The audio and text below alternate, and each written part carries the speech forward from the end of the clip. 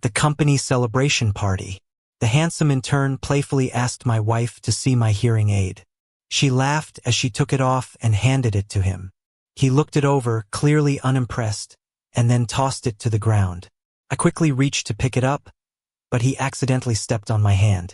The sharp pain in my fingers was nothing compared to seeing my hearing aid crushed.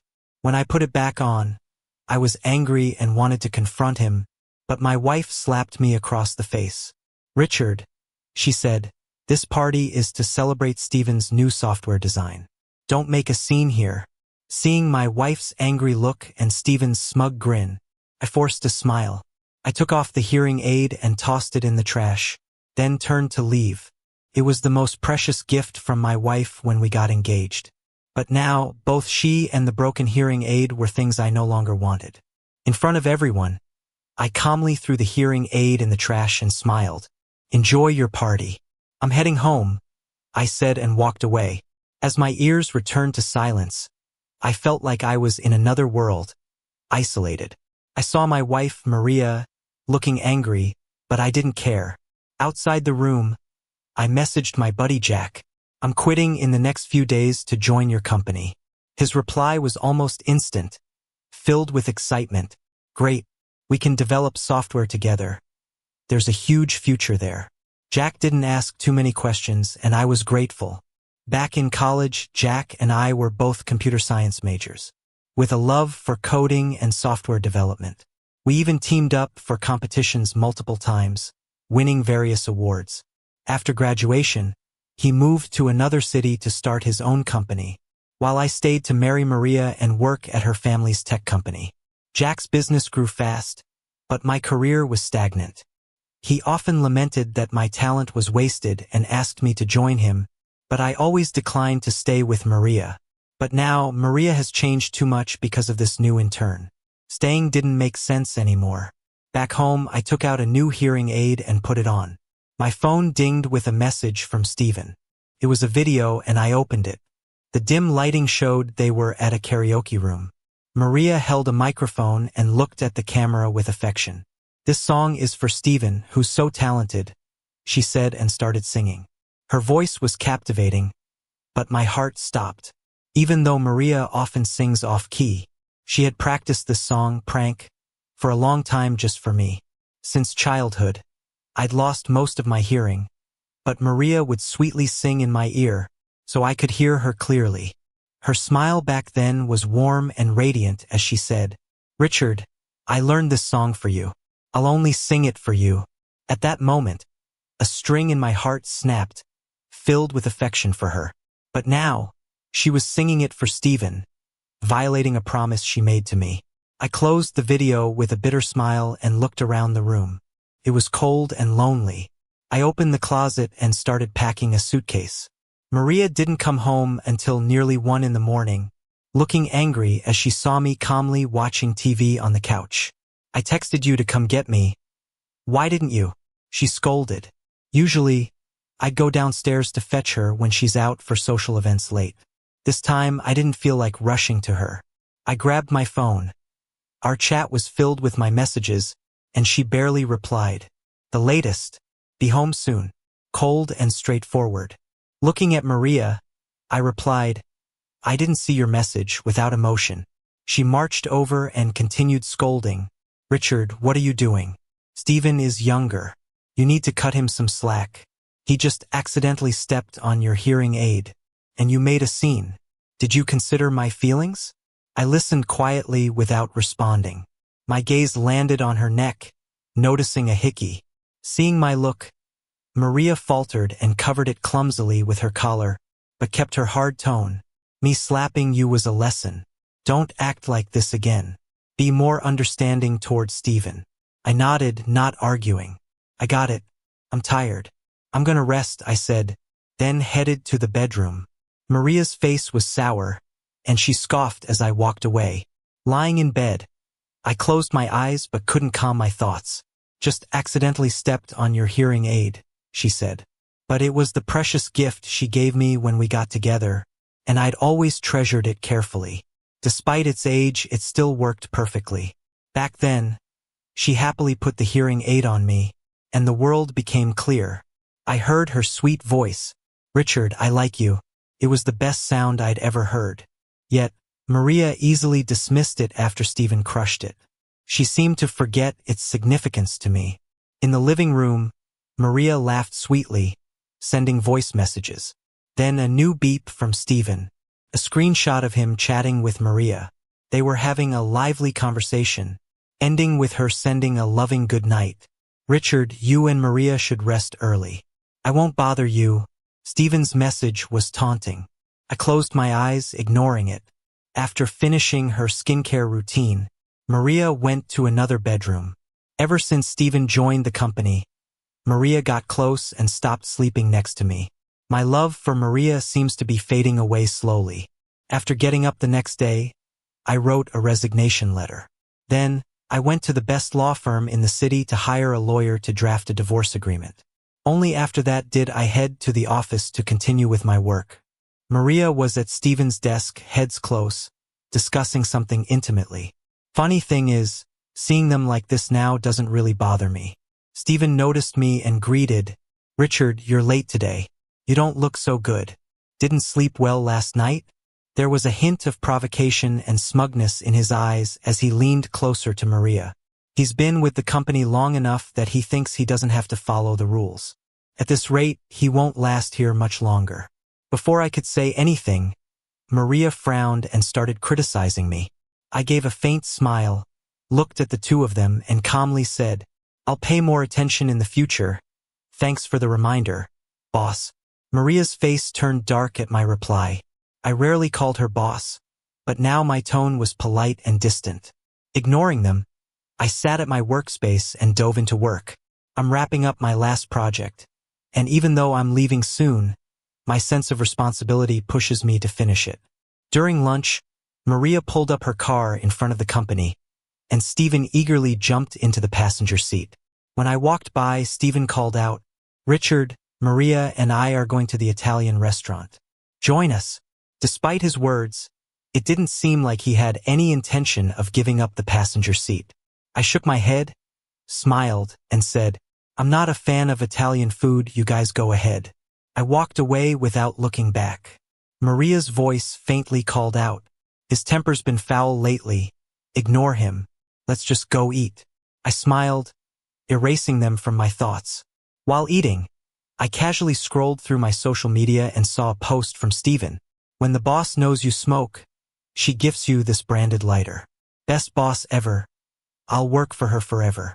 I raised an eyebrow at the picture he posted. There was a fancy lighter on the table.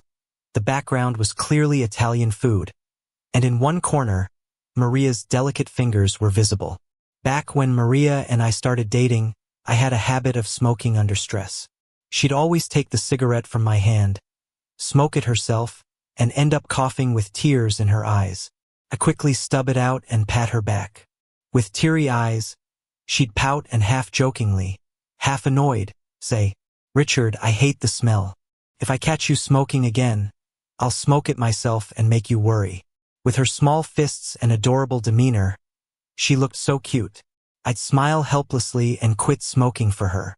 Once Stephen came along, Maria's attitude towards me started wavering. Sometimes, I'd find myself taking a puff again, and she'd always scold with disgust, telling me to stop because she hated the smell. Yet now, she's given Stephen a lighter. I shook my head and put my phone away, a dull feeling growing inside me. After work, I came home to find a suit Maria had customized for me was delivered.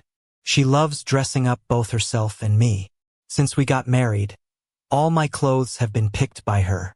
Whenever I put on new clothes, her eyes would light up, and she'd twirl around me, praising my fit and calling me a natural clothes hanger, eventually diving into my arms to plant a kiss on my cheek.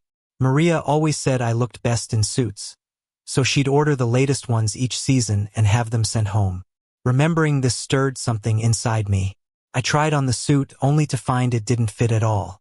Maria knows my size well, and after ordering clothes for so long, the store shouldn't have made a mistake. I took the suit off, put it back in its bag, and drove to the store. There, I unexpectedly ran into Maria and Stephen. "Stephen, you look great in that suit." Maria exclaimed, "I've set up an account for you here. Feel free to come by often, it's on me." I glanced over at them.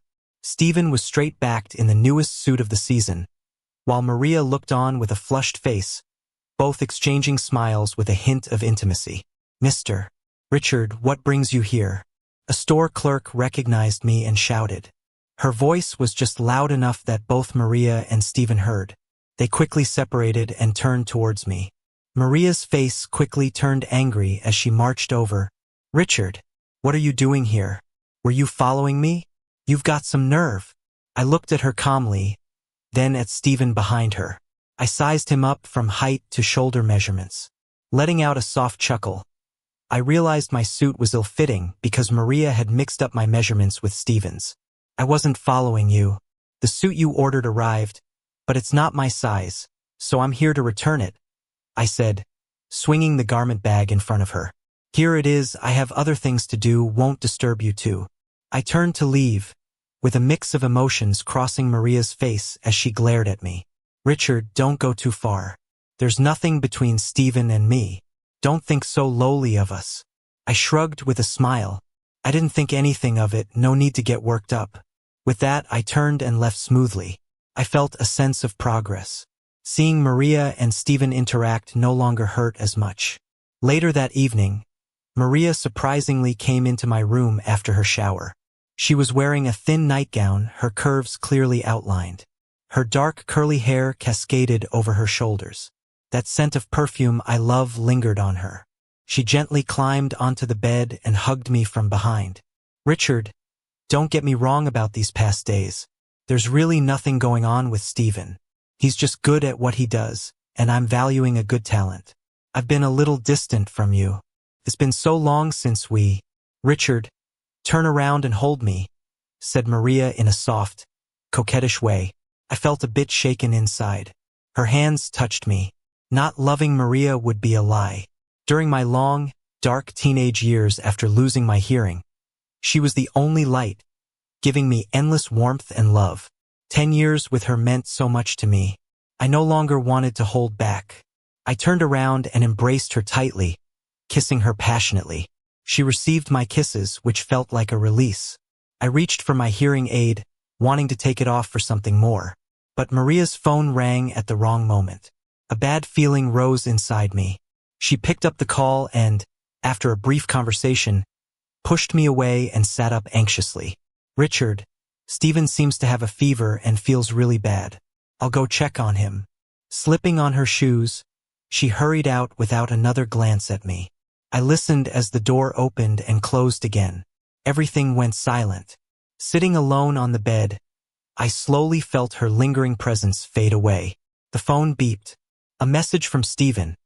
"Richard, I'm not feeling well. Please ask Maria to see me. Don't be mad. Okay?" I stared blankly at my phone and let out a silent laugh. Stephen, he won. Maria didn't return until the next morning. She apologized to me, but I just nodded calmly, unbothered. I packed up all my luggage, booked a flight to the city where Jack lives for the next day, and finished the final touches on a project at work, then submitted my resignation. I took a cab to the cemetery and sat quietly at my grandmother's grave. With my imminent departure from this city, I felt unexpectedly calm, not a hint of reluctance. Maybe I've been hurt enough that I'm numb inside. Leaning against the tombstone, I babbled on to my grandma, watching clouds drift by until night fell and then headed home. Opening the door, I was greeted by unexpected liveliness. Balloons and decor filled the space with flowers and gifts everywhere. A happy birthday banner hung on the wall, leaving me dumbfounded. "Richard, you're back. Today's my birthday." Stephen appeared with a cheeky grin and glanced over at the dining table. Following his gaze, I saw the array of dishes. Maria said she wanted to show off her cooking skills. "She's such a kind-hearted person. I envy you." Though he said he envied me, Stephen's glee about Maria's efforts for him dripped with satisfaction. I forced a smile, uninterested in his antics, and turned towards my room. But something caught my eye in the corner of the room, making me pause. Stephen noticed my reaction, laughed unconcernedly in my ear, and went, Oh, that? While decorating, I accidentally knocked it over. Maria said it's fine, she'd clean it up later. Richard, I'm so clumsy. Don't mind, okay? On the floor lay the delicately framed photo of my grandmother, now shattered. Her smiling face in the picture was marred by visible black footprints. His casual words filled me with rage. Unable to hold back, I swung a punch at him.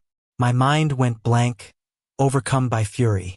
As Stephen's lips curled into a barely noticeable smirk, he started yelling. My punches rained down on him, each met with a grunt. Richard, what are you doing? Stop it. Maria rushed out of the kitchen, screaming as she slapped me hard and pushed me away, helping Stephen up. I glared at them, eyes red. It's just a photo. No need to overreact. Stephen's hurt because of you. Are you just bitter because you're deaf and can't stand healthy people? What's your deal? Maria shouted angrily, helping a limping Stephen out of the house. My nose tingled. My heart ached sharply. Trembling, I carefully picked up my grandma's broken photo, wiped the dirt off with a sleeve, and placed it in my suitcase. Maria didn't return that night, and I didn't sleep. Before leaving, I took one last look at the apartment, left the divorce papers on the table, and walked out with my suitcase, resolute. I wouldn't come between Maria and Stephen again. I messaged Maria, divorce, then blocked and deleted all contacts of her and Stephen. Sleep hit me slowly on the plane, which was dreamless, thankfully. Upon landing, Jack was already waiting. He took my suitcase, a look of curiosity in his eyes, but he didn't ask, just patted my shoulder. Back in the day, we were unbeatable together. I'm really glad you're here. I smiled back at him, a bit of anticipation and future prospects warming my heart. Jack settled me in, then took me to get on board at work and to get used to company operations. I joined a project developing new software and poured myself into work. Immersed in code, I rediscovered that familiar, carefree feeling. Ideas flowed easily. After suggesting some improvements, my colleagues looked at me with new respect. No wonder Mr. wanted so badly to recruit you. You're great, a colleague praised endlessly. I smiled gently, satisfied with my life now. After that project ended, the client is really happy with us. Jack even gave us a big ol' bonus. He took us out for a celebration dinner, and I became the star of the night. No more public humiliation for me. After we left the restaurant, the cool evening breeze hit my face, and I sobered up a bit. Then there was Richard. Turns out you were hiding here. What's up with all this drama? A furious voice shouted at me. Then Maria rushed over. It had been a while since I'd seen her. She seemed worn out, glaring at me angrily. Come back with me. You can't just run off whenever you want. You're such a troublemaker. Maria grabbed me, trying to drag me away, waking me up instantly. I shook off her arm, stood my ground, and just gave her a cold stare. Maria couldn't believe it. Richard, you... I cut her off, my voice icy. Let's get a divorce. I'm done. The papers are on the table. You've probably already seen them. Her shock was clear as day. A divorce? She stammered. I nodded without a hint of humor. Just then, my ride pulled up. I walked away, leaving Maria standing there speechless. She followed me into the car, dazed, still not fully grasping what I'd said. Richard, I took off my hearing aid, finally finding some peace. Maria sat next to me, dazed, and followed me like a shadow when I got out.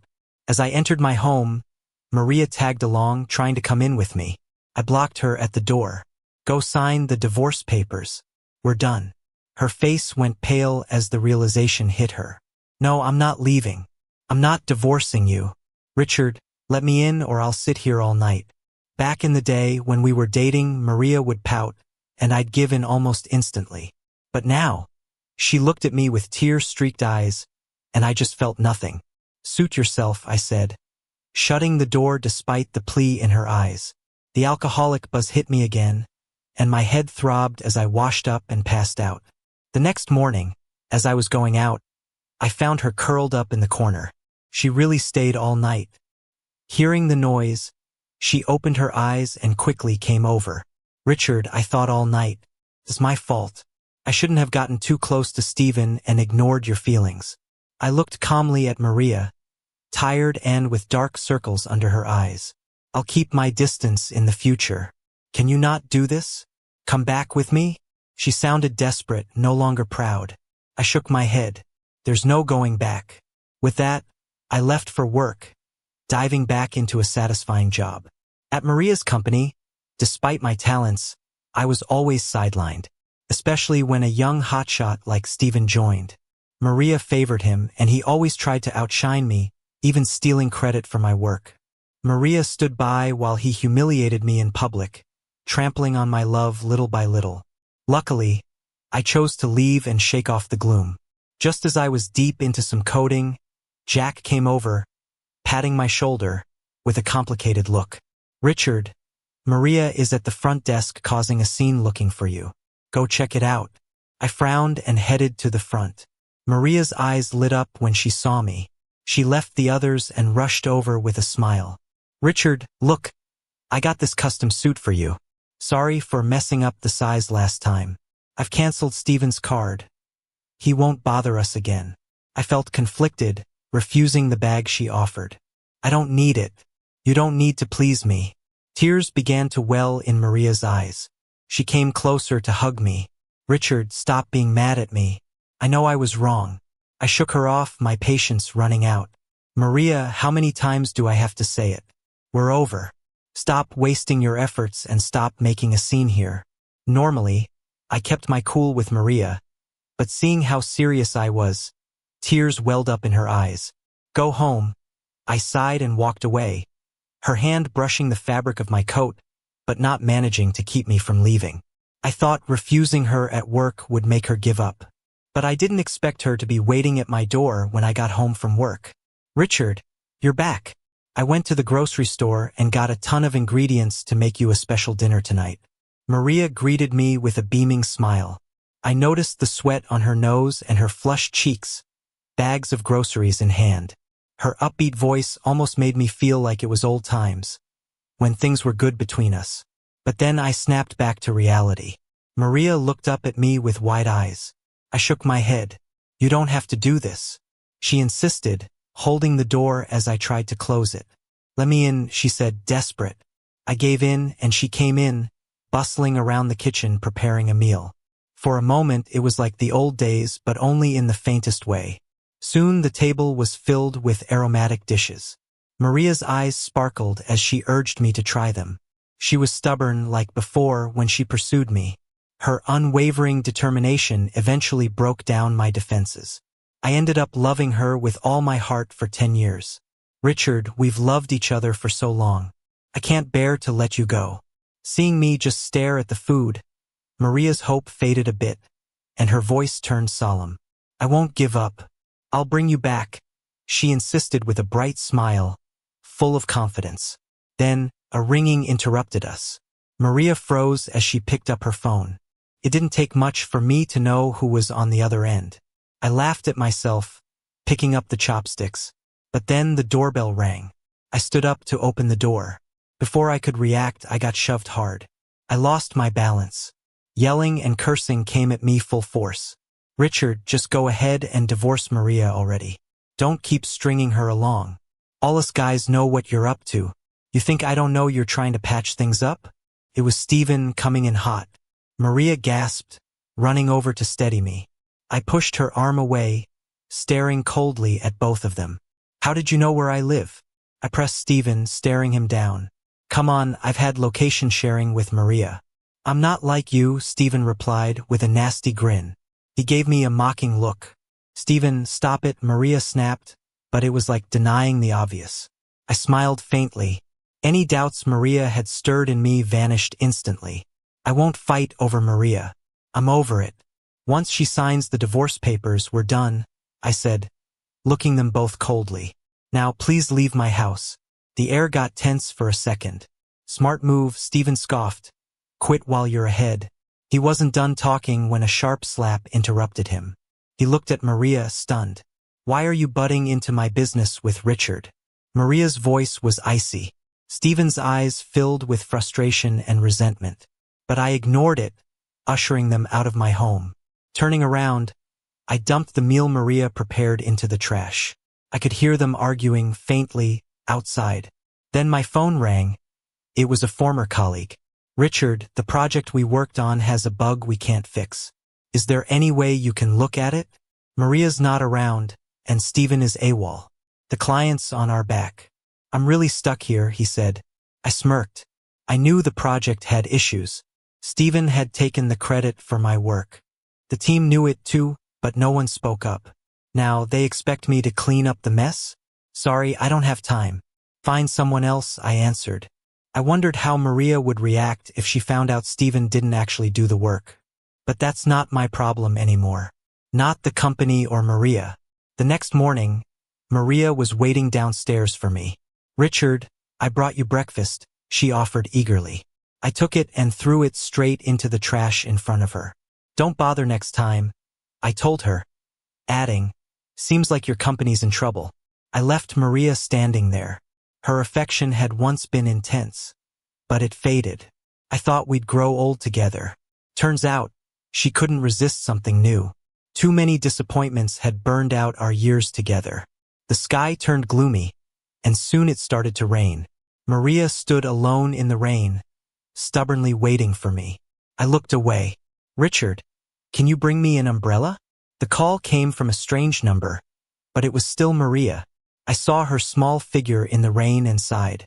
"Go home. Don't be foolish." That's all I said. Maria remained, hoping I'd change my mind. But inside, I just felt empty. The rain grew heavier, and when I looked again, she was gone. Later that afternoon, I got an unexpected call. "Mr. Richard, your wife is in the hospital. Could you come?" I gritted my teeth, grabbed the divorce papers, and headed to the hospital. Maria fainted in the rain and was brought in by a kind stranger. She had a fever, her face flushed on the hospital bed. "Richard, I knew you'd come," she said weakly when she saw me. Before I could respond, Steven burst into the room. "Maria, I'm here," he blurted, then turned his fury on me. "You just won't leave Maria alone." "Huh?" he yelled, swinging a punch at me. I took the hit, grunting in pain. "Steven, stop," Maria shouted urgently. I wiped the blood off my lip, setting down the papers. "Sign it, Maria." In front of Steven, "Let's end this," I told her. I didn't want hatred. My mind was set as I stared at her. Maria turned pale. She knew I was serious. With shaky hands, she signed her name on the papers. "Congrats, you dumped that trash at last," Steven cheered. But Maria closed her eyes, tears slipping out. As I left the room, I heard Maria say, "Steven, you're fired." Drained, I returned home, still clutching the divorce papers. My 10 years with Maria were finally over. I deleted all our photos from my phone. Years of memories gone in an instant. Jack invited me out for drinks. In a haze of alcohol, I ended this relationship. Maria left the city. I started my new life too. Jack started setting me up on blind dates all the time. He hoped I'd quickly move past the pain. I politely declined his offer with a smile. Right now, being alone suits me better. One day after work, I parked my car in the basement garage. Just as I got out, someone punched me. "Richard, what kind of spell did you put on Maria? She not only fired me, she also canceled all the cards she gave me. What money does a recent grad like me have? Now I'm drowning in debt, and the company is holding me responsible. You ruined my promising future." Steven's furious voice echoed in my ears. I held back the pain and clenched my fist. I swung hard at him. In the hospital room, I put up with Steven's antics to avoid losing my cool in front of Maria. But now I didn't have to hold back any longer. We fought. When I first met Maria, I was often bullied because I couldn't hear. I had to fight to protect myself. Maria used to silently apply ointment to my injuries. Back then, it was about self-defense. Now it was about defending Maria. Thinking of that, my anger towards Steven surged again, and I hit harder until someone pulled us apart. I spat out a mouthful of blood and smirked at Steven. We were taken to the police station. After they took our statements and lectured us, we were finally free to go. Maria rushed over from another city. She wore an exhausted look and silently glanced at me. We had once been close, but now we were just strangers drifting apart. "Stephen, don't bother me again," I said, glaring at him. Fear finally flickered on his face. "Richard, you..." Maria started to speak hesitantly. "Let's keep it formal and stick to full names," I replied. I looked at Maria and felt completely at peace. From now on, we had no ties. After saying that, I felt a weight lift off me. I turned and walked away, without a trace of reluctance. The road ahead was long, but Maria would no longer be by my side. Maria's epilogue. The first time I saw Richard, I was skipping class and hiding in the sports equipment room. He was sitting in a dim corner, his head lowered, with his hair covering his brow. He startled me. I approached and patted his shoulder. When he looked up at me, my breath caught. His eyes were the most beautiful I'd ever seen. I asked him, "What's your name?" He saw my lips move, pointed at his ear, and waved his hand. Turns out he couldn't hear. I fumbled around for some paper and a pen and handed them to him. He smiled, despite the bruises on his face, which did nothing to lessen his good looks. He scribbled down Richard in flowing script. So he was the guy who was always at the top of the grade ranking. I began pursuing him and learned about his poor family background. He lived with his grandma, lost most of his hearing from an illness, and wasn't much of a talker. I also found out that he worked hard and was a perpetual top student. Richard was cold to people because he was bullied a lot, and I was no exception. Getting close to him was incredibly tough. But I didn't give up. I made him breakfast, sang to him, and gradually inched closer. He started smiling at me more.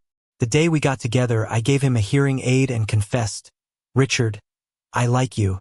I saw tears glistening in his eyes and playfully ruffled his hair. He suddenly hugged me tightly, burying his head in my neck, hot tears streaming down.